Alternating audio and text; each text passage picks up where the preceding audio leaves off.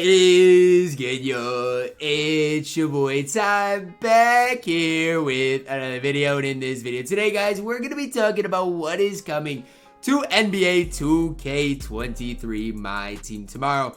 And so far, we don't know if more is coming, but so far, this is kind of the headliner in Pink Diamond Jayson Tatum. Now, before we dive into it, guys, make sure you do smash that subscribe button. But we're gonna start all the way back where 2K tweeted this right here. Okay, it said season special reward coming with volume 2, and then they said season 1 volume 2. Okay, this is coming tomorrow. Okay, at least I think it's coming tomorrow. It has to be. It says 40 new cards are coming to my team. 40 new cards, okay, including 10 new select players needed to unlock Amethyst, D'Angelo Russell, and Pascal Siakam. So it seems like, okay, 40 new overall cards. 10 of those are needed to lock in D'Lo and Pascal Siakam. So before, I think you needed a lot more, I think, for Chris Mullin and Kevin Love. I think you needed the whole set. I might be wrong. Maybe you only needed the top 5 in that. Then it says completing the first select collection across Volume 1 and Volume 2 earns you a Diamond Jaylen Brown. Now, I didn't get Kevin Love or Chris Mullin, so I don't know for sure. Maybe in the first set there were only 10 players as well. I'm going to go look on my console right now. But look, if you did, let's say, lock in for Chris Mullin, or if you did lock in for Kevin Love, you're going to be able to have the chance at least to get Jaylen Brown. Now, let me see. Oh, it is. Okay, I see where it looks, or what it looks like here. Completing the first select collection across Volume 1 and 2 earns you Diamond Jaylen Brown. So, right now, the select set, that's like the Grant Hill, Paul Silas. That's completely separate from the Chris Mullin, Kevin Love. So, I was wrong on that. So obviously you got the season 1, you get a mystery player there, and then you got, I guess right now you got what? It looks like 10 cards, and then there's 5 more cards that it looks like they're adding. So if you have Robert Reed, Grant Hill, Paul Silas, Dell Curry, Joe Barry Carey, Reggie Lewis, if you have all those cards, there's 10 of them already, and then you get it looks like 10 new players. So this is gonna be, you know, a different set, whatever.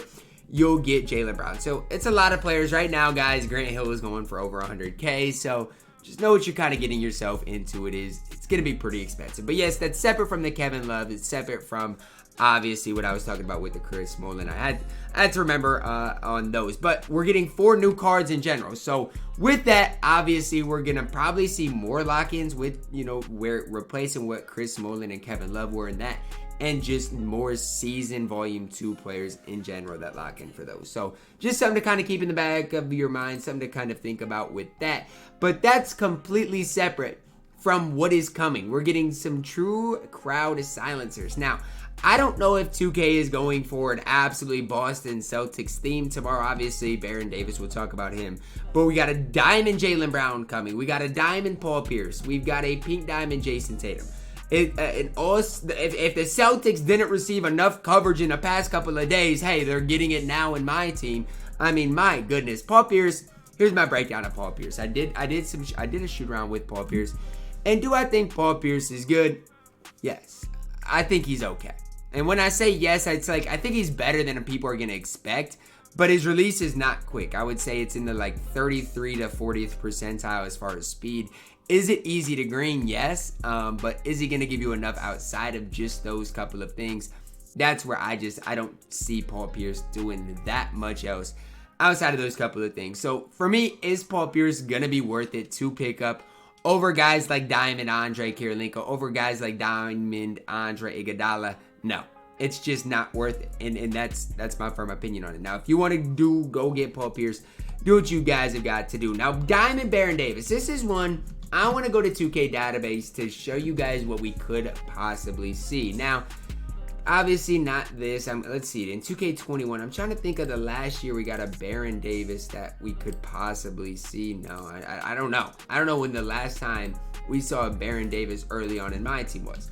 But one thing about Baron Davis is he's one of those cards that is always fun to use. In the past, he's had that Damian Lillard release. In the past, he's, you know, been able to dunk the ball pretty well. So that's kind of what he's been in the past. Now, is that to say Baron Davis is going to do those, you know, or be like that now? No, I can't really ensure that because I personally have not used Baron Davis yet at all. So I can't necessarily sit here and say, yeah, Baron Davis is going to give you this. Yeah, Baron Davis is going to be great, because I don't know. But I will say right now, the point guard position, it's pretty solid. I mean, you got a lot of those players that people locked in the trophy set, whether it's Derrick Rose, Russell Westbrook.